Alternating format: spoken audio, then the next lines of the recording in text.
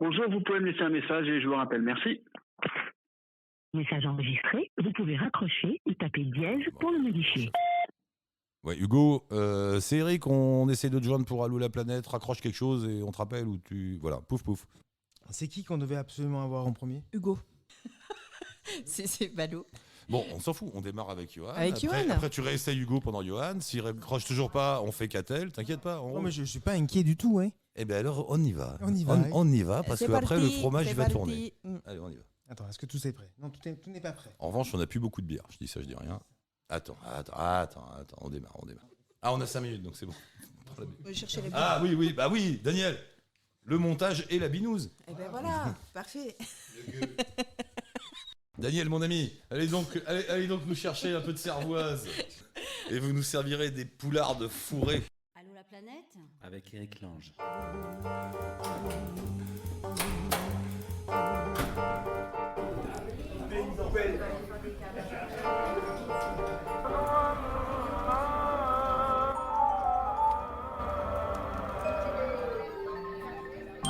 Allô la planète ?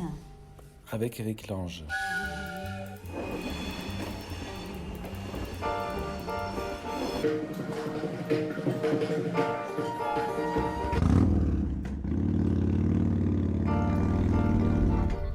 Oui, je suis allée en voyage.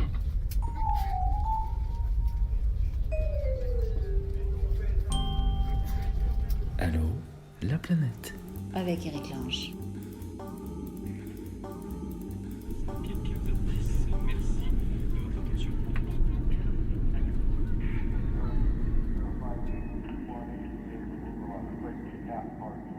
Magique. À Aubenas, ça va ? Merci à Flo. On est bien chez vous. On est bien, bon ça va, c'est l'essentiel. Salut à tous. Ça va Stéphane ? Écoute, je suis en panique générale. Oui. Stéphane il fait la technique, donc il a la moitié du cerveau qui est pris par la console, l'autre moitié par l'ordinateur, donc au milieu il y a un gros vide. Regarde, bonjour Stéphane. Bonjour. Pip. Si, alors avant de démarrer, parce que il faut qu'on salue le camarade Pierre. Parce que vous en a parlé déjà, mais là c'est vrai, je l'ai vu. Le prochain port d'attache d'Allô la planète, cet été à peu près, c'est ça Oui, ouais. Courant de l'été. Ouais. Sera un château qui se situe dans la petite ville de Joyeuse. Oui. Et où il y a un château au milieu de... Voilà. Et ce château, pour l'instant, est occupé par la mairie. Et la mairie va déménager et le château est libre. Et les gens qui s'occupent de ça se sont dit, on va mettre des tas de gens là-dedans qui font des tas de trucs. Alors, ils vont mettre une télé locale qui s'appelle TV07. TV07. Ils vont mettre des dessinateurs de presse qui font des expos de dessins de presse.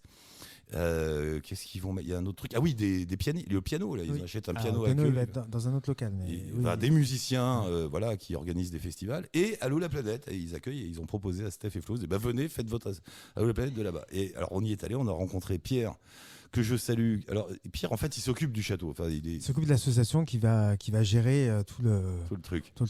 Et donc il nous a fait visiter et j'ai vu de mes yeux des grandes pièces, des pièces merveilleuses. Non mais c'est dingue, c'est incroyable, c'est magnifique. Et enchantement. Et là ils vont habiter là-bas, les deux là.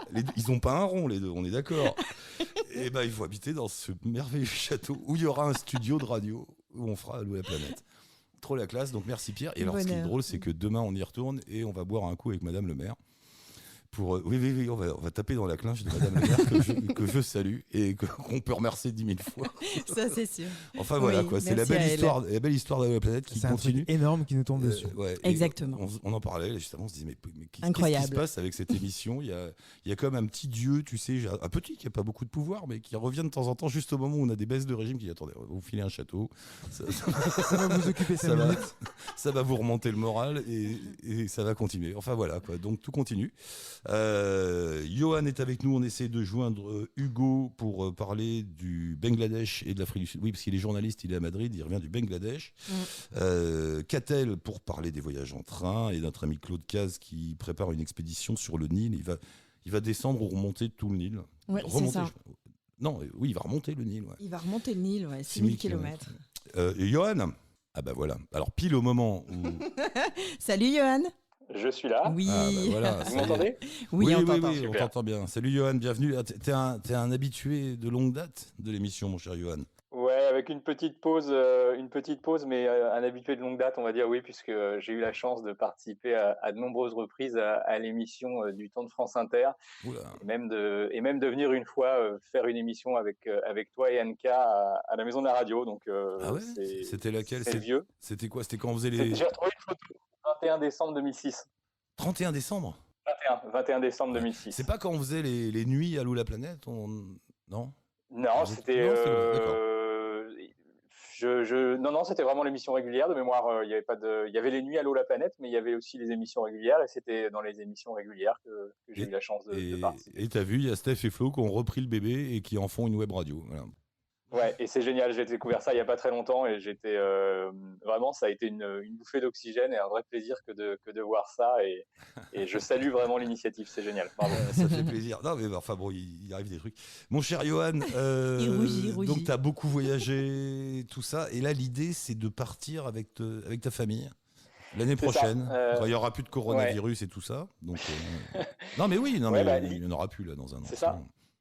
Non, mais je suis optimiste aussi. Je suis optimiste. Bah oui, l'idée en fait, c'est Hop là, on a perdu Johan. Quelqu'un. Allô, Johan.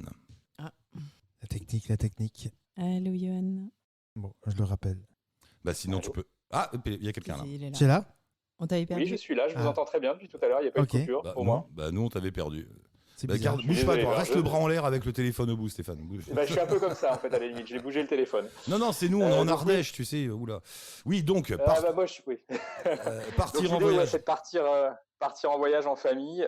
L'idée, on l'avait prise avant le Covid. C'était au niveau planning, il n'y a pas de lien. Mais c'est de faire profiter un petit peu d'un grand tour d'Europe un petit peu élargi à nos filles et puis à nous aussi, bien sûr. Et l'idée, c'est de partir pendant 5 mois avec nos sacs à dos en train. Donc, l'idée, c'est aussi de limiter le carbone au maximum. C'est de redécouvrir un peu les plaisirs qu'on a eu plus jeunes avec la carte Interrail, à circuler un peu à travers les pays et de profiter un peu du temps, de prendre le temps. Et c'est un trip qui nous emmène sur une vingtaine de pays pendant 5 mois, donc entre le mois de mars et le mois d'août de l'année prochaine. Mais t'as fait exprès, Flo, ou pas? Mais tout le monde va parler de train ce soir. Mais ouais. Elle a dit que t'as fait exprès. Non, mais dit que t'as réfléchi longtemps à des concepts et que tu t'es dit, tiens, on va faire un concept train. Ouais, c'est un peu ça. Mais enfin bon, bref. Et ça marche, ça existe encore la carte Interrail, Johan? Ouais, ça existe encore, ça a repris. Ils en refont la promotion, et en fait, l'Union européenne a décidé de mettre en avant le train là, un peu en 2021. Et l'idée, c'est aussi de surfer sur les trains de nuit, puisque. Hop là, je sais pas. Petit souci technique pour Tony en France. 1, 2, 1, 2, 1, 2. Non, lui, il Ouais, entend. allô, En plus, Johan. là, lui, il entend. Mais lui, il nous entend, mais nous, on ne t'entend Stéphane, plus. hop là. Mon cher Johan. Bah, appelle Catel. Allô, Catel? C'est moi. Salut, Catel. Salut. Allô, Catel. On Bon, m'entend, je suis en ligne là? Oui, on a laissé Johan de côté, on a des petits soucis de téléphone, je sais pas ce qui se passe, c'est ton téléphone qui marche moins bien. Ah, bon. Catel, on en était au train avec Johan, excellente liaison, puisque toi aussi tu voulais nous parler des voyages en train, n'est-ce pas? Interrail. Exactement. T'as fait beaucoup d'Interrail Interrail aussi, toi? Ouais, en fait, j'ai fait un Interrail, mais un grand Interrail. En fait, un Interrail global d'1 mois à travers toute l'Europe ou presque. Donc, j'ai eu l'occasion d'utiliser pas mal le train à cette occasion, en traversant une bonne partie, en fait, plein de pays, la Belgique, les Pays-Bas, l'Allemagne, la République tchèque, la Slovéquie, la Slovénie, la Hongrie, la Croatie. Et tu sais, c'est ce trip où tu passes de train en train, ils sont souvent différents, ça caote. Exactement. La nuit, tu regardes par le truc et puis tu sais, t'arrives sur un quai désert avec une lumière blafarde qui éclaire le nom d'une gare qui est écrit en cyrillique que tu comprends rien. Et tu te rendors. C'est extraordinaire, j'adore. Et on ne sait pas ce qu'on vient faire là. Et aussi, on se retrouve à dormir dans une gare parce qu'on a loupé le train qui était finalement un bus. Ça, c'est l'aventure. Ouais. Et t'as aussi pas mal voyagé en train en Asie, c'est ça? Oui, aussi pas mal, beaucoup en Inde, notamment parce que j'y suis restée plusieurs mois, donc c'était mon moyen de transport vraiment privilégié là-bas.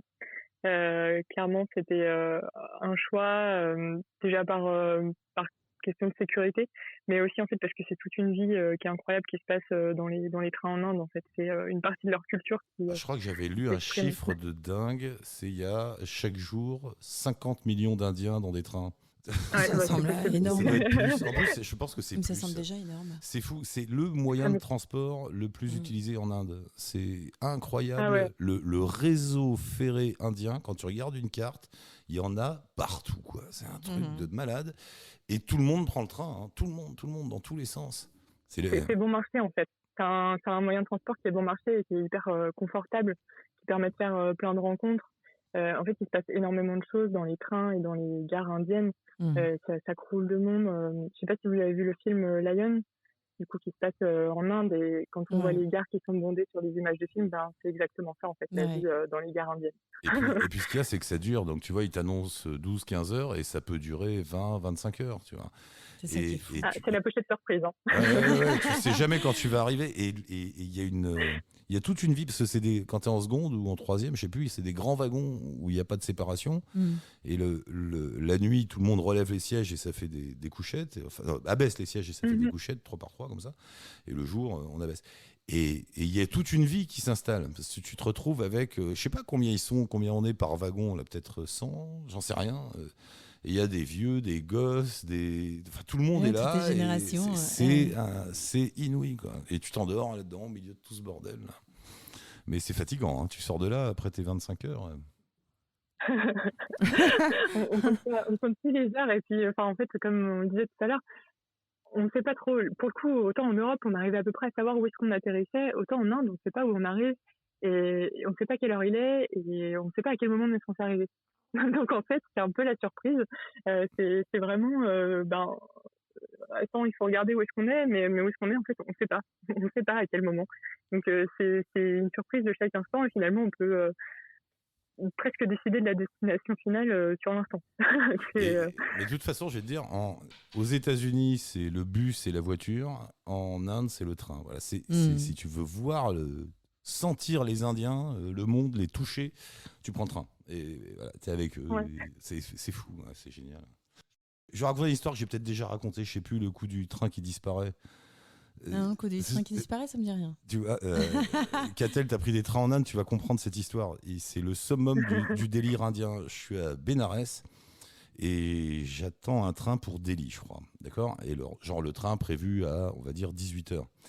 Donc, t'arrives, tu sais qu'il va y avoir du retard. Bon, tu t'affoles pas, 1 heure, 2 heures, 3 heures, 4 heures. Bon, ok. Au bout d'un moment, la nuit tombe, la gare se vide, les autres voyageurs qui sont là montent dans leur train à eux et s'en vont. Et puis, il reste plus que sur le quai, peut-être vers 10h du soir, tu vois, ça commence à faire là, le groupe de voyageurs qui doit monter dans ce fameux train pour New Delhi. Et on n'a pas de nouvelles. Et à un moment, il y a un mec qui arrive. Alors, à l'indienne, Catel, tu sais, avec leurs costumes officiels qui sont un peu élimés, un peu vieux et un peu trop petits tout le temps. C'est toujours ils ont toujours le truc le pantalon qui est trop petit. Enfin, voilà. Le gars, il arrive avec sa casquette et tout, il met une caisse sur le quai, il monte sur la caisse et il dit à tout le monde « We are sorry, but we lose the train ». Le mec, il arrive, il dit « On a perdu le train ». Et là, tu t'es dit « Mais c'est pas possible, ils sont incroyables, comment on peut perdre un train ?» Et alors après, il dit on va construire un autre train avec tous les wagons qui sont là-bas. Donc allez-y, prenez place. Et alors en Inde, il y a quand même un truc, c'est que c'est la guerre de la place assise. Hein, comme ça va durer très longtemps, tu vois. Et tout le monde court là-dedans, on se met tous dans les wagons et tout. Et puis ils ont fabriqué un autre train qui est fini par partir. Mais we lose the train. Ils me l'ont fait avec l'avion. Hein. On a perdu le train. Et ils te disent ça, tu sais, ils disent des trucs comme ça avec une espèce de naturel. Voilà, c'est les la trains. Détente. Ça te manque, Catel ? Il n'y a aucun stress, hein, mais c'est la même chose pour les horaires, en fait. Mais on ne sait pas à quelle heure on part, on ne sait pas à quelle heure on arrive. Et Catel, tu dis que t'es allé pas mal de fois en Inde. T'aimais bien ? Ah, on passe sa vie à aimer et à détester, en fait. Ah ouais. C'est vraiment... d'un moment à l'autre, en fait, on aime, on déteste, on aime, on déteste. Et en fait, c'est exactement ce qui s'est passé jusqu'au dernier instant du dernier jour où j'y étais. On était en train de se dire dans l'aéroport, mais en fait, dans quelques mois, tout ça, on va vraiment garder que les meilleurs souvenirs. Et là, il se passe le plus grand drame. we lose the plane. Cette fois-ci, c'est plus le train qu'on perd, c'est l'avion. Et donc, en fait, l'Inde, c'est tout le temps plein de contradictions comme ça. Ça vaut pour un train, un avion qu'on perd, qu'on a, qui arrive en avance, qui arrive en retard, on ne sait pas trop. Mais ça vaut aussi pour la nourriture, qui est parfois trop épicée, parfois elle est délicieuse, parfois il y a des odeurs qui sont absolument insupportables, et puis il y en a d'autres qui sont vraiment merveilleuses. En fait, à chaque instant, nos sens sont bousculés. Et c'est exactement pareil, même tout simplement dans leur gentillesse. Parfois, ils sont vraiment adorables. Et puis, à d'autres moments, on ne comprend pas pourquoi on n'est pas tombé sur la bonne personne au bon moment. Et en fait, c'est comme ça, vraiment, tout le temps des ambivalences à chaque instant. Ah, mais j'allais plus loin. Mais Moi, c'est vraiment un magnifique pays. Tu passes ton temps entre la souffrance et la joie. Et l'émerveillement. Voilà. Mais par moment, c'est de la souffrance, quoi. T'en peux plus. Et puis tu te rends compte, tu vois, plus tu y vas, plus tu te rends compte de réalité. Au début, tu es là, tu es émerveillé par le côté magique et tellement dingue de l'Inde que tu oublies de voir. Et puis au bout d'un moment, tu vois comment sont traitées les femmes, comment sont traités les gens. C'est hyper dur, quoi. C'est un pays d'une dureté. Et tu es tout le temps partagé entre l'émerveillement face aux Indiens. C'est un truc de dingue. Et l'effroi, même l'effroi, pardon. T'es fatigué. Et la fatigue. C'est fatigant. Et d'ailleurs, en parlant des femmes, moi je m'en suis rendu compte qu'après coup, mais en fait, il y a même des wagons spéciaux femmes, en fait. Ouais, ils ont fait des wagons pour les femmes. Il y a trop de viols et d'agressions. Ouais, exactement. Et il se passe des choses. En fait, dans les gares, il peut se passer des choses fabuleuses, des rencontres incroyables. Je me souviens de fois où j'ai pu rencontrer des familles où ils partageaient avec nous un peu leur nourriture et puis ils nous posaient des questions sur d'où on venait, ce qu'on faisait. C'était la première fois qu'ils voyaient des Européens. Et puis, en parallèle aussi, j'ai des copains qui se retrouvaient face à des choses vraiment misérables, finalement comme des morts dans les gares. Et moi, je me rappelle aussi qu'une fois à Delhi, je regardais même pas qui étaient les gens autour de nous parce qu'il y avait des gens partout par terre allongés et on savait pas trop qui était vivant, qui était mort. Donc, en fait, c'est aussi ça. En fait, il y a ça grouille de vie avec beaucoup d'enfants, d'adultes, de tout le monde qui court un peu dans tous les sens. Et puis, quelquefois, on est aussi un peu partagé entre la vie et la mort, finalement. Et on est confronté à tout un tas de sentiments et de sensations qu'ici, en Occident, on a effacés. Justement, la mort, la souffrance, je sais pas, le côté sauvage et purement biologique de la vie. Tu vois, dans les rues, tu as l'impression de faire partie d'un organisme vivant. C'est fou, quoi. Oui, avec des enfants par terre, des vieux, des bonnes femmes qui font la bouffe, des tas de... T'es dans un organisme, voilà, c'est biologique, c'est charnel, c'est charnel. Ça te touche la peau, ça rentre en toi. Hein, c'est fou. Il y a une certaine effervescence aussi, parce qu'en fait, à chaque instant, à chaque fois qu'on s'arrête dans une gare ou d'ailleurs un peu au milieu de nulle part, il y a souvent des vendeurs qui arrivent avec des snacks, des biryanis, des choses comme ça. Et en fait, les Indiens ont l'habitude, ils prennent toujours un petit truc à manger, un petit truc à boire, ils montent, ils descendent du train, ça va très très vite, et puis ils partagent ça en fait tous ensemble. Ouais. Et souvent, ils achetaient un petit truc et puis ils nous proposaient, et puis finalement ils repartageaient tout le repas, et c'était vraiment un moment convivial, hyper sympa. Mais il y a une vie. Alors là, on parle de communautarisme. Là-bas, c'est ultra communautaire. Enfin, c'est des communautés tout le temps. Non, mais c'est tout le temps ensemble. Ouais. T'as pas le choix. T'es tout le temps avec du monde. Donc ils apprennent le coup du vivre ensemble. Voilà, c'est pas un mot là-bas. On vit tous. Ils sont à plus d'1 milliard maintenant dans un pays qui est fermé. Hein. C'est un triangle avec la mer autour et l'Himalaya en haut. Donc, et vas-y, et tu mets 1 milliard et quelques de personnes là-dedans. Oh, c'est tout pressé, c'est tout compressé. Ouais, mais quelque part, c'est quelque chose qu'ils ont toujours connu. Tu vois, c'est pas comme nous, les enfants ici. Tu leur apprends à vivre ensemble parce qu'ils sont quelque part dans des bulles un peu écartées. Et en Inde, ils ont toujours vécu ensemble. Donc c'est naturel. Enfin, je sais pas. Oui, mais c'est culturel. Je pense que quand tu parles avec eux, quand tu leur expliques notre mode de vie, tu sens qu'ils sont un peu envieux quand même. Hein. Ah ouais, cool. Après, je dis pas que c'est facile. Nous, on envie par moment leur aventure. Ça a toujours l'air d'un espèce de... Catel, t'es pas d'accord avec moi? T'as pas l'impression d'être dans un film en permanence quand t'es là-bas? Ah si, Bollywood. Mais oui, c'est dingue. Non mais oui. Et pour autant, j'ai des amis du coup indiens qui sont venus après en France et malgré tout, justement en échangeant avec elles, est-ce que du coup en étant venu en France, ça te donnerait envie de rester dans des pays européens, ce genre de choses? Et en fait, quelque part, ils ont aussi un très très fort attachement à leur pays, à leur culture. Et ils sont encore énormément dans les danses de toutes leurs régions différentes. En fait, ils ont différentes danses, ils ont différents langages en fonction de la zone du pays. Et tout ça, en fait, ils y sont très, très attachés. Et malgré tout, peut-être que parfois, ils pourraient être envieux de ce qu'on a, mais ils sont aussi très attachés à leur pays, à leur origine, d'où ils viennent. Au-delà de ça, s'il y a un côté, comme tout est religieux là-bas, l'Inde, en tant qu'entité, est un être vivant. C'est Mother India. Et il la considère comme une espèce de déesse. Non, mais c'est vrai. Hein, c'est un peu comme Gaïa, quoi. C'est leur terre, c'est la Mother mer. India et on la quitte pas. On la quitte pas. Et d'ailleurs, ils sont vachement durs avec le reste de l'humanité. Le reste, c'est de la merde. Hein. Nous, tout ça, c'est du barbare. Quoi. Non, mais c'est vrai. Ouais. Non, mais 2000 ans avant Jésus-Christ, nous, on était en train de se taper dessus avec des massues, là, tu sais, avec des sangliers. Eux, ils faisaient des temples. Hein. Donc bon, ça date aussi. Et ils ont un côté, on est des barbares. Ils sont, c'est au-delà de l'attachement. C'est une appartenance à la mer. Ils ont un rapport filial comme ça avec leur terre, avec leur pays. Ah ouais, non, c'est pas une république écrite dans un bouquin, c'est du sévère. Hein. Et toi, Catel, du coup, la dernière fois, c'était en 2016 que tu étais en Inde. Est-ce que tu es repartie depuis ? Oui. Alors, pas en Inde, après je suis repartie en voyage, évidemment. Oui.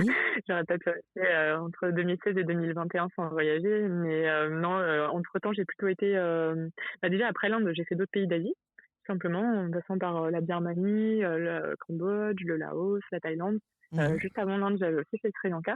Et puis après, ces dernières années, j'ai plus été sur de l'Amérique latine, Cuba, Mexique. Et tu voyages toute seule ? Ça dépend. Parfois avec mon ami, parfois avec des amis qui adorent voyager, et parfois toute seule. Alors, je pose la question un peu bateau, mais je la pose. Est-ce que toute seule, une jeune femme qui voyage se sent moins en sécurité que quand elle est accompagnée, ou est-ce que tu arrives à oublier ça ? Alors, en Inde, clairement, c'est à oublier. C'est pas quelque chose que je recommande parce que quand on est une femme en Inde, vraiment, la situation, elle est pas très sympa. Toute seule, non, faut vraiment faire attention quand même. C'est une question de sécurité, sincèrement. Après, dans les autres pays, ça va. Dans les autres pays, franchement, ça va. Au contraire, parce qu'en fait, ce qui est sympa aussi en voyageant seul, c'est que on est plus ouvert aux autres parce que finalement, on est tout seul, donc on a nos sens qui sont en éveil. Et s'il y a des gens qui discutent, etc., on peut plus facilement aller vers eux. Et puis, on n'a pas trop le choix aussi d'aller vers eux quand on a besoin de quelque chose et qu'on souhaite se renseigner. Après, quand on est à quand on est à deux ou plusieurs, finalement, on se retrouve dans notre petite bulle et c'est difficile d'aller vers les autres. Mais franchement, le voyage seul, c'est vraiment chouette, et même quand on est une femme. Et pour le coup, mon dernier voyage qui était au Mexique, pas très très safe non plus, hein, le Mexique, faut quand même le dire. Et j'ai fait la première partie du voyage avec des amis et la seconde partie toute seule. Et c'est vrai qu'avec tout ce que j'avais pu voir et ce qu'on a pu entendre dans la première partie du voyage, j'avais un petit peu peur au début de me retrouver seule sur la deuxième partie. Et finalement, j'ai été prudente parce que je m'étais dit qu'il fallait faire gaffe, mais je me suis retrouvée à aucun moment dans une situation de danger. C'est juste qu'après, voilà, il faut quand même rester en alerte, il faut être prudente et faire preuve de bon sens. Mais le voyage seul, c'est pour le coup le vrai voyage et la vraie aventure finalement. T'as raison sur le coup du bon sens. Ce que j'ai appris, c'est il faut suivre son pif. C'est-à-dire, tu n'as pas d'autre indicateur que toi-même sur un plan ou pas. Et parfois, je me dis, tiens, j'ai dû rater des histoires. Mais t'as le gars qui est là, qui te propose un plan, viens, on loue une bagnole, on va monter là-haut, dans la montagne, je connais des gens, d'accord, pourquoi pas. Puis d'un coup, tu te dis, mais je le sens pas, le gars, là. Je le sens pas, je sens qu'il va m'arriver des bricoles dans la montagne. Et tu n'y vas pas. Et peut-être que tu auras des trucs, mais moi, c'est le seul conseil que je puisse donner, c'est écoutez-vous, mais le premier instinct, quoi. Voilà. Et tant pis si tu rates une histoire, au moins t'es vivant. Oui, et puis parfois, on peut faire des choses tout seul avec du bon sens et vivre des belles aventures aussi. C'est juste que parfois, quand il y a un truc qu'on sent pas trop, je pense que parfois, il faut pas forcer le destin, et surtout quand on est une fille, malheureusement, faut pas se le cacher, il peut nous arriver quand même des bricoles pas sympas. Donc, faut aussi mettre toutes les chances de notre côté. Il en ressort aussi de notre sécurité et de notre vie, quoi. Et à un moment, ton seul guide, ton seul indicateur, c'est toi. Avec ton passif, avec ce que tu as vu du pays, t'es ton seul juge, quoi. Faut se faire confiance. Écoute, ma chère Catel, merci. Merci, Catel. À bientôt, à une prochaine fois. Tu repasses quand tu veux. Merci à vous. T'es à la maison. Mais avec grand plaisir. Merci. Merci. À bientôt. Bonne soirée. À bientôt. On a récupéré Johan. On a récupéré Johan. On n'arrive pas, t'arrives pas à joindre Hugo, c'est ça? Non, on n'arrive pas à voir Hugo. Qu'est-ce que tu fous, Hugo? Johan, le retour. Johan. Hop là. Allô, Johan? Oui. Oui. Vous m'entendez mieux? Oui, on t'entend. t'entend. C'est bon. On en De était où? retour. On en était où, Johan? Ah oui, tu pars avec ta famille en Europe pendant 5 mois avec des cartes Interrail et vous allez vous promener partout. Quel âge elles ont, tes filles? Elles ont 11 ans. Ah, c'est des jumelles? C'est des jumelles, ouais. Bah, en fait, c'est nos jumelles qui nous ont fait quitter l'Irlande, puisque c'était un petit peu compliqué d'avoir 2 enfants du même âge, 2 bébés en même temps. Et on a décidé de rentrer en France. On devait partir à Vancouver et on a choisi la simplicité. On a choisi de se préserver un peu et on est rentré en France en 2010 plutôt que de partir sur Vancouver. Donc là, vous allez vivre pendant 5 mois à 4 sans vous quitter, dont 2 jumelles. Ouais, c'est ça. Alors, en fait, nos héros vont-ils se sortir de cette impasse? Vont-ils J'aime bien abandonner comme t'as annoncé le truc. Vont-ils abandonner les jumelles à un moment? Vont-ils perdre une des jumelles? Un des parents va-t-il craquer? Ou au contraire, Non, on vont-ils est sur fusionner Allô, dans la une, planète, dans une Eric. immense bulle Tout d'amour? va bien se passer. Vous le saurez en 2022. Et tu les sens assez matures, ouvertes? Elles ont envie? Vous en avez parlé avec elles, j'imagine? En tout cas, le trip n'est pas complètement fixé en termes de destination, parce qu'aujourd'hui, c'est relativement difficile que de planifier des passages de frontières. Il n'est pas impossible que dans le futur, je lance quelques bouteilles à la mer, notamment sur la traversée de certains pays. On aimerait bien passer peut-être par la Bosnie et la Serbie à certains moments, passer par l'ouest de l'Ukraine. Et aujourd'hui, on a des petites complications dans notre planification, puisqu'il y a des frontières qu'on ne peut pas passer pour les raisons de Covid, mais pas que. Il y a des liaisons ferroviaires qui sont coupées depuis quelques années. Et on va peut-être être obligé de chercher des alternatives par moment. Et ce sera peut-être l'occasion de lancer des bouteilles à la mer auprès des autres auditeurs d'Allô la planète. Bien sûr, bien sûr. Et tout en train. Donc, on en parlait du train là, il y a un instant avec Catel. C'est le grand kiff, le train. Vous allez être dans des trucs, des couchettes, des machins pendant tout le temps, c'est ça? Je vous entends juste de très très loin. Je ne sais pas si on n'a pas de chance ce soir avec le son. Non, je te disais, le train, c'est un choix, c'est pour le plaisir. Bon, j'ai compris, il y a un côté, une démarche écolo, bien sûr, mais c'est aussi un grand kiff, non? Ouais, alors il y a la démarche écolo, il y a la démarche aussi où dormir dans le train, prendre les trains de couchette, ça nous permettra d'économiser des nuits d'hébergement. Oui. Vrai réflexe de routard, ça, le prix du train par rapport au prix de l'auberge de jeunesse, machin et tout. Ah, c'est bon. Il y a ça, exactement. Il y a aussi l'idée de pouvoir discuter avec les gens qui prennent le train avec nous. Et il y a aussi l'idée de pouvoir se poser pour faire l'école dans le train, puisque on va partir pendant l'année scolaire en partie. Et donc le train, c'est aussi l'endroit où on peut se poser pour bosser avec les filles, même si on imagine bien que le voyage va être en lui-même un complément, voire un remplacement du collège, de par tout ce qu'elles pourront voir, expérimenter, découvrir. Tu crois pas que 5 mois, c'est à la fois long et à la fois court? Petit à petit, vous allez lâcher l'affaire, non, sur les... En fait, on a calculé, il n'y a même pas 1 mois et demi d'école ratée finalement sur la période. Peut-être qu'on va lâcher l'affaire. Je ne sais pas exactement. L'idée, c'est pas forcément de partir sur cette idée qu'on va lâcher l'affaire dès le départ, mais moi, je reste persuadé qu'elles apprendront plus en voyageant que en étant assis sur les bancs du collège. Oui, bien sûr. Mais, ouais, c'est un beau projet. Ouais. Et alors, pratiquement, comment vous faites? Vous prenez 5 mois de congé? Je sais pas.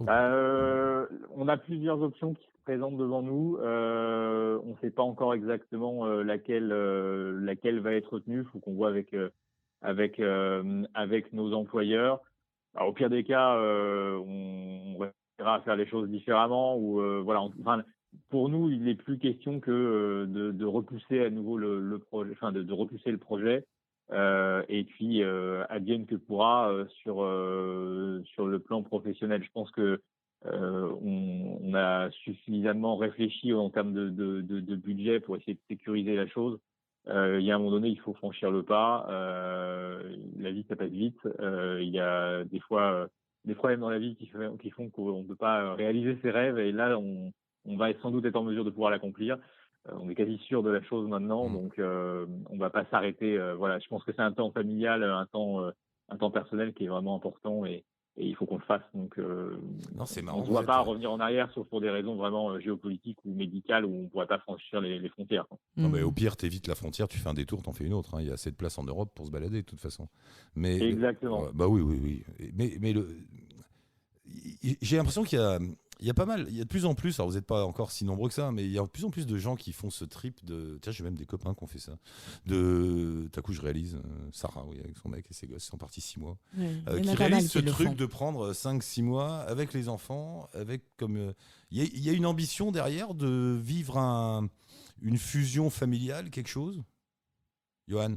Oui, on pourrait dire ça, parce que c'est vrai que, mine de rien, ces dernières années, entre le travail, les déplacements professionnels, etc., on n'a pas forcément été souvent très... Enfin, en tout cas, pas à nos yeux suffisamment réunis. Il y a les enfants qui grandissent et qui, à un moment donné aussi, auront plus forcément envie de partir en vacances avec les parents. Moi, je vois, à partir de 15 ans, je commençais mes camps itinérants, etc. C'est ce qui m'a fait découvrir le voyage, ma carte Interrail, etc. Donc, tout ça, ça vient très vite.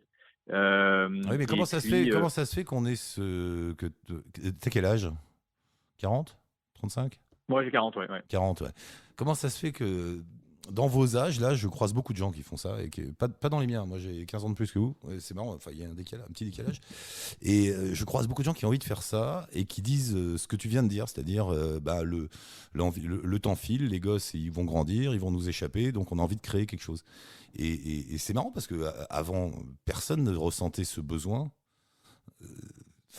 Tu vois ce que je veux dire, c'est la vie s'écoulait. Et où est-ce qu'on est allé chercher cette envie de se créer des moments privilégiés avec nos proches ? C'est ça, quelque part, Johan ?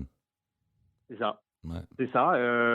Et c'est l'envie de transmettre aussi et de faire découvrir d'autres choses. Il y a ce côté partage de la découverte d'autres cultures. Et on parlait tout à l'heure du carbone. Alors, c'est sûr que le choix du train est une des raisons. C'est ce côté voyage décarboné. Enfin, je suis pas contre l'avion, mais il y a quand même des destinations qu'on peut faire sans avion. Mais j'ai pas forcément un super bilan carbone moi-même. Mais c'est l'idée, c'est de pouvoir découvrir les autres cultures qui sont finalement proches et le côté de cette mixité des cultures en Europe, parce que finalement à nos frontières, un peu plus loin, il y a des cultures qui sont relativement différentes. Tu parlais de l'alphabet cyrillique tout à l'heure. Quand tu te réveilles depuis le train et que tu vois le nom d'une gare, tu comprends pas où t'es. C'est exactement ça. C'est finalement pas loin, à quelques milliers de kilomètres. Il y a des cultures totalement différentes et c'est l'occasion de les découvrir en famille et de se souvenir c'est un peu le voyage d'une vie en fait, sans forcément aller trop loin. Non, mais je suis d'accord avec toi. Moi, je vais juste boire une bière en Belgique. J'ai l'impression, je voyage. Non, mais sérieux. Je suis très sérieux. Le fait d'aller à Bruxelles, je suis ailleurs. Voilà, ça y est, c'est pas pareil. C'est pas pareil. Non, le voyage en train, t'as raison. Bon, sur le côté carbone, mais il y a un truc en plus qui est là où vous avez peut-être fait ça d'instinct, mais c'est que pour un voyage en famille, il n'y a pas mieux. Tu te prends pas le chou, enfin pour moi en tout cas, mais tu te prends pas le chou avec le mode de transport, tu t'emmerdes pas à garer le camion, tu t'as pas les aéroports, les avions, enfin tu vois, c'est finalement l'avion ça devient une galère à un moment, hein. C'est compliqué à gérer c'est moins reposant je trouve que le train c'est en famille, c'est génial. Puis vous allez vous retrouver dans des petits compartiments à 4 par moment, tu vas voir, vous allez être bien là. Non, puis elles ont 11 ans, c'est un âge sympa. Bon, Johan, rendez-vous quand alors sur la route ? C'est quand ? Rendez-vous normalement fin mars, début avril 2022, mais d'ici là, on reprendra peut-être contact pour pouvoir échanger sur nos questionnements sur la traversée de certains pays ou le passage entre un pays et un autre. Et puis voilà, on est en train de réfléchir aussi peut-être à faire participer les filles un peu sur la rédaction d'un blog, etc., pour que ça soit aussi un peu un côté apprendre autrement, rédiger. Enfin voilà, on a plein d'idées en tête et je pense qu'on n'aura pas trop que d'un an devant nous pour essayer de faire un peu du tri et organiser tout ça. Camarade, t'embrasses ta famille et à très bientôt. Alors, tu repasses quand tu veux. Un petit merci quand même pour ça, un grand merci même, je dirais, pour ta contribution sur le Tipeee d'Allo la planète. Et merci d'être là avec nous. Ouais. Tu sais, on est là avec le chapeau comme des saltimbanques dans la rue. C'est génial. Comme Merci, des châtelains saltimbanques. Oui, en plus, ils vont habiter dans un château, les autres. C'est ça. Merci beaucoup, Johan. Merci, Johan. Merci à toi, merci beaucoup. Stéphane, bravo à vous. Merci. À très bientôt. Bye bye. Ouais, Ciao. bye. Bon, Hugo, toujours pas joignable. Toujours pas joignable. Nous avons Claude avec nous. Claude, comment il va, Claude? Oui, il est là, Claude. Salut, Claude. Claude, il est à fond. Salut. Ah, ouais, voilà, il y a la patate. Boum. On m'entend bien? Oui, on t'entend. On t'entend très bien, Claude. Oh, le petit accent. Okay. T'es où, Claude? Moi, je suis Biterrois, j'habite à Béziers. Béziers, ah oui, c'est ça l'accent. Voilà, il est là, ouais. Ouais. Bon, rappelle-nous un peu, aventurier professionnel, aventurier professionnel, ou à peu près, c'est ça? Ouais, si on peut dire, ouais, moi je m'identifie, un peu plus comme un jeune aventurier, pas de mon âge, mais jeune parce que ça fait seulement, on va dire, 2 ans que j'ai commencé à faire ce que je fais. Mais oui, 2 ans, jeune aventurier, on va dire. Oui, bah oui, tu peux. Hein. Alors, qu'est-ce qu'il a fait en 2 ans? Donnez-nous. En 2 ans, alors en tant que jeune aventurier, en 2 ans, je vais te dire que la plus grosse aventure que j'ai fait, c'est l'année dernière en Namibie, où je suis parti donc pour tenter de faire un record du monde de marche dans le désert namibien, sans manger, sans boire, donc sur un 42 km. Mais ça va pas, il faut pas faire ça. Comment Claude, ça s'est passé? Ouais. Faut pas. 42 km sans manger, sans boire, combien de temps t'as mis? Ouais.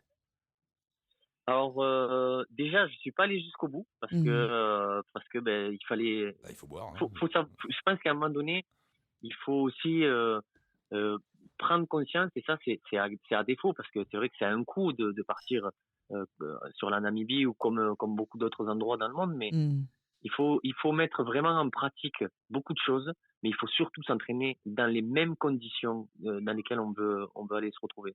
Mais attends, et c'est ce qui m'a manqué, moi. Oui. Parce que bon, le désert en Namibie, c'est splendide, c'est très beau. La Namibie, c'est magnifique. On le rappelle, c'est là, au-dessus de l'Afrique du Sud, hein, juste au-dessus, là, en Afrique australe. C'est des paysages sublimes. Pourquoi le besoin de mettre un défi, une épreuve physique dans le voyage? Alors pourquoi? Parce qu'en fait, je pense que qu'on soit sportif de haut niveau ou qu'on soit aventurier ou explorateur professionnel, à un moment donné, si tu te testes pas pour savoir ce que ton corps, ce que ton esprit et l'ensemble des deux est capable de faire, je pense pas en fait que tu sois capable d'identifier et de savoir quelle partie du monde tu peux faire et dans quelles conditions. T'as une démarche étonnante sur le voyage. Oui, parce Claude. que tu recherches le projet aussi avec ton voyage, toi. Oui, bien sûr, c'était bizarre, c'était réfléchi. Hein. Non, mais d'accord. Donc tu te testes en fait. Quand tu vas dans le désert j'avais namibien. besoin de quantifier en fait mon énergie. Ouais. Waouh. Et du coup, tu as tenu combien de temps? Pardon? Tu as tenu combien de temps en jeûnant? Du coup, j'ai fait 33,8 au lieu de 42. Bon, après, je vous passe les détails. Je pense que vous l'aurez compris. À la période en plus où je suis allé, donc c'était le début de l'été. On a dépassé les 40 degrés. T'es malade. Pour tester, oui. 0% de taux d'humidité. Ouais. Et puis en plus, alors ça aussi, la base, c'était de le faire dans la partie namibienne du désert, c'est-à-dire où il y a une route en fait sur le début et la fin du désert. Entre les deux, c'est plutôt des sentiers gravillonneux, sableux, tout ça. Et en fait, comme je prends jamais le plus simple, on l'aurait pris compris. le plus difficile. Voilà. Et je me suis retrouvé donc en plein centre du désert et avec toutes les difficultés que ça incombe. En fait, toi, Claude, pendant tes vacances, tu dis voilà, je vais prendre une poêle, tu vois les poêles, je vais la poser sur le feu, je vais mettre à fond et je vais marcher dessus pendant 40. Ouais. Bon, écoute, oui, chacun son truc, hein, mais c'est un peu ça, ouais. Ouais. Bon, d'accord, fais ça. Et alors là, ton prochain plan, c'est le Nil. Tu veux remonter le Nil jusqu'aux sources?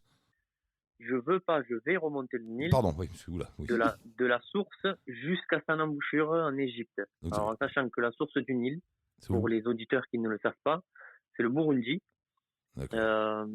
Puis le Rwanda, la Tanzanie, l'Ouganda, le Soudan du Sud, le Soudan, et puis on finit par l'Égypte. 6671 km. Tu sais qu'il y a un barrage là, en bas d'Égypte.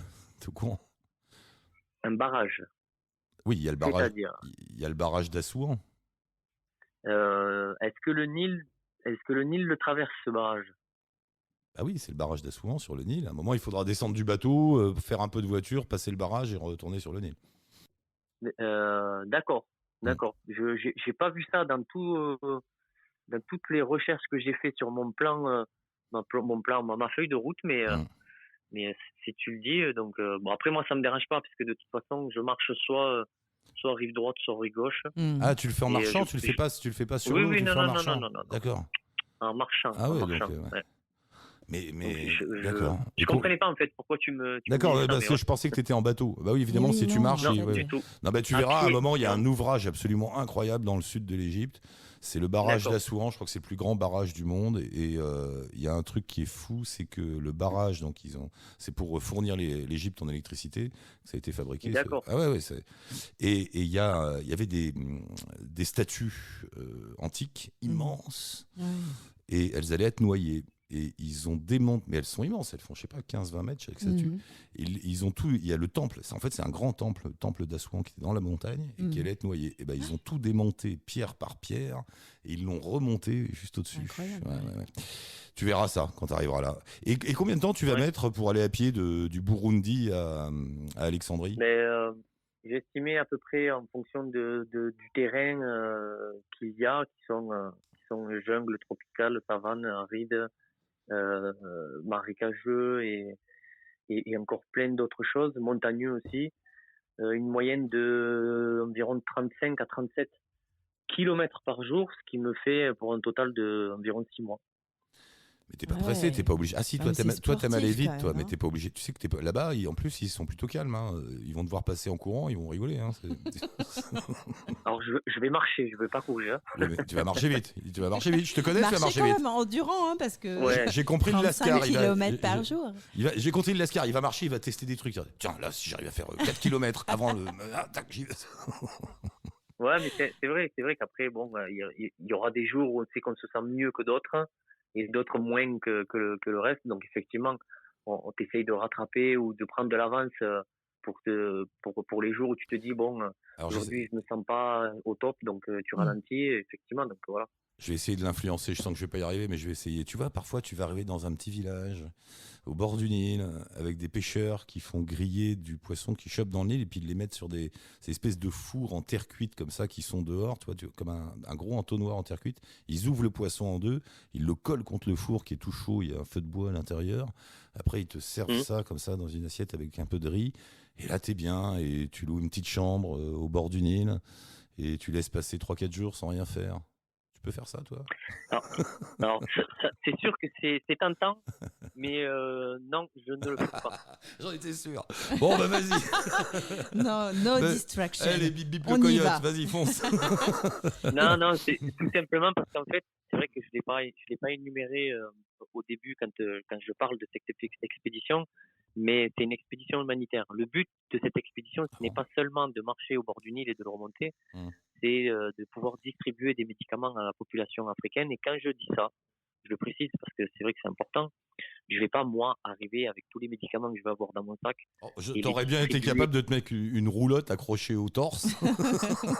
Alors, c'est prévu le chariot, hein, mais je vais pas le donner je suis pas médecin, donc je prétendrai jamais prescrire des médicaments à quelqu'un qui en a besoin, même si je le vois dans la difficulté.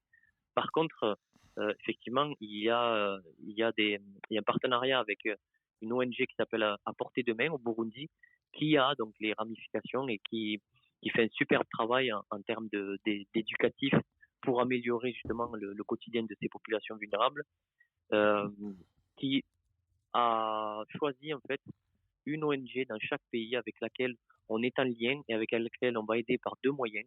Un, les médicaments que je vais amener, que je vais leur apporter moi physiquement, et deux, qui sont en petite quantité mais qui sont là, et deux, en fait, une collecte de fonds qui est en cours actuellement pour pouvoir aussi les aider financièrement via la santé et via l'éducation aussi. Bien. Et Claude, je t'ai pas demandé, tu fais quoi dans la vie quand tu marches pas au bord du Nil? Je m'entraîne tous les jours. Non, mais t'as un métier. T'as un métier Alors, si je devais énumérer mon CV sans prétention, je pense que ça prendrait la journée. Alors, en ce moment, pour gagner des sous, tu fais quoi, par exemple? En ce moment, pour gagner des sous, je fais du recyclage de métaux. D'accord. En fait, tu fais des jobs dans tous les sens et tant que ça rapporte des sous pour financer un voyage, t'y vas, quoi. Ouais. Après, je vais pas cacher que c'est pas non plus ce genre de métier, puisque tu l'auras compris. Et je pense que tout le monde, tous les explorateurs ou les sportifs le savent. Quand on veut arriver à faire certaines choses qui sortent de l'ordinaire comme celle-là, pour pas dire extra, il faut pouvoir s'entraîner et avoir un physique et un mental en fait de très haut niveau, puisque tu te dois d'arriver au bout pour toi et pour ce que tu desserres. Claude, l'auditeur qui fonctionne au défi. Voilà, il y a des gens dans la vie qui fonctionnent au défi. Voilà, je m'en mets un suivant et j'avance. Voilà, et au bout de 6 mois, t'en auras un autre. Écoute, Claude, bravo. Tiens-nous au courant de tes déboires et de tes réussites, cher ami. Et notamment le projet sur le Nil qu'on suivra avec intérêt. Si tu as besoin d'un petit coup d'un relais ou quoi que ce soit, allons-y, quoi. Ouais, mais écoute, on reste en contact. Je t'enverrai des coordonnées avec qui il faut correspondre. Et puis, c'est elle qui gère tout. Et avec plaisir, bien sûr. J'aurai un téléphone satellite potentiellement. Et puis voilà. Eh ben, ça roule, cher ami. On te suit. Merci beaucoup. Enfin, on te suit. Façon de parler. Moi, du coup, tu pars quand? Moi, je m'arrête dans le village. Départ 30, donc fin du mois. Ah ouais, d'accord, c'est pas 2022. mais c'est blindé de Covid partout là-bas. Tu vas pas pouvoir passer les frontières. Non. Alors déjà, tous les pays chauds, le taux de Covid, il est vraiment extrêmement bas. Ouais. Par rapport à la France, déjà, on est vraiment, vraiment très, très bas. En Égypte, ils ont confiné. Je sais pas où ils en sont là. Mais ouais, Égypte, mais sur les 6 autres pays, c'est vrai que c'est très, très bas. Et puis, donc oui, non, c'est vrai que c'est une expédition humanitaire, donc du coup j'ai des autorisations qui me permettent donc de sortir de la France et de l'Union européenne. Non, mais l'autre en plein, tout le monde est confiné, personne voyage, il va remonter le Nil à pied. Bon d'accord, ok. Ah, c'est positif, hein. C'est très positif. Un bon projet qui fait. Il y a des personnages dans cette émission. Je sais pas d'où vous sortez, de quelle planète. Mais c'est génial. Et on pourra te joindre pendant ton. Mais évidemment, ton il projet, va avoir un téléphone satellite. Yes, donc on pourra te rappeler dans un mois. Dans un mois, il est au Burundi au téléphone. Ça marche.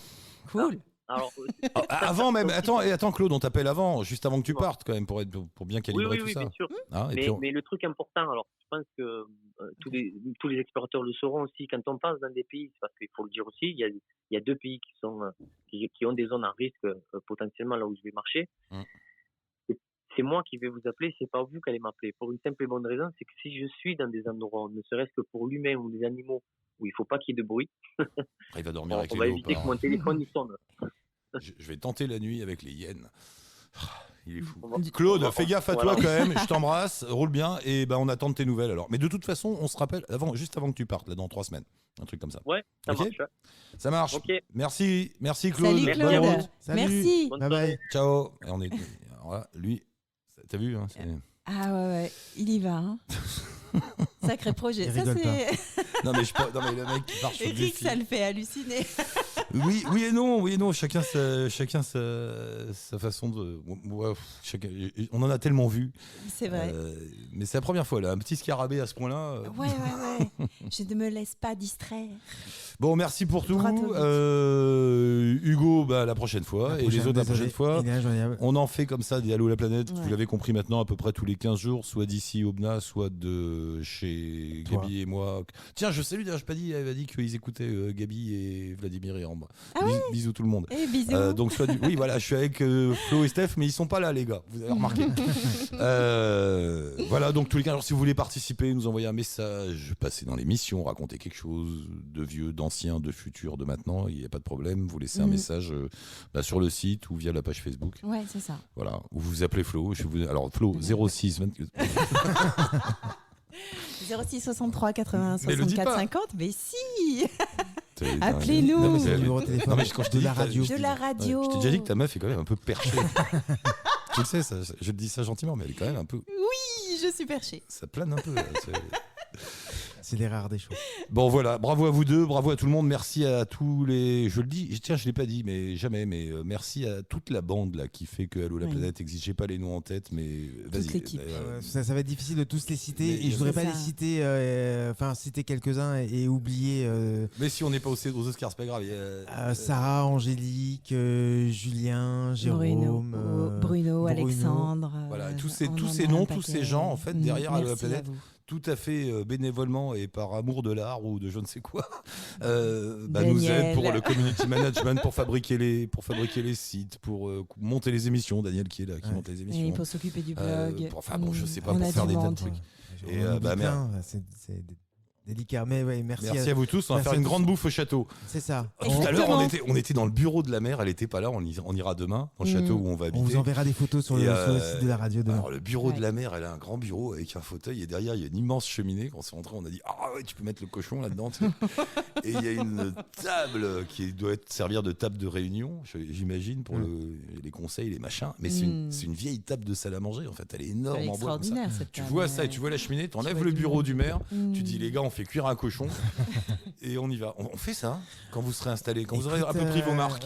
Écoute, peut-être qu'on peut négocier. On invite la bande et on fait une grande bouffe sur cette table. Pierre, si tu sous nous Marianne. écoutes. Oui, Pierre, si tu nous écoutes, on va inviter une vingtaine de participants de la Voilà, planète. tu nous organises ça sous Marianne, parce qu'il y a un grand buste de Marianne, la République, qui te regarde de là-haut. Là, on est quand même dans une mairie, il y a tout le truc.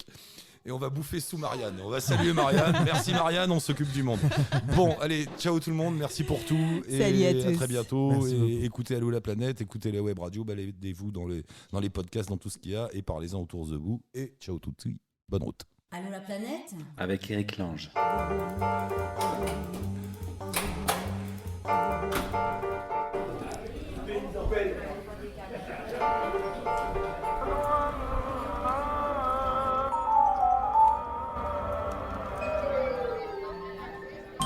Allô la planète? Avec Eric Lange.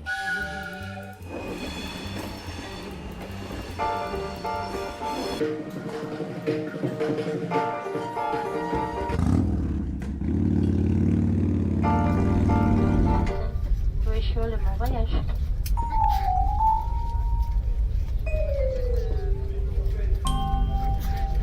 Allô, la planète. Avec Eric Lange. Merci de votre attention.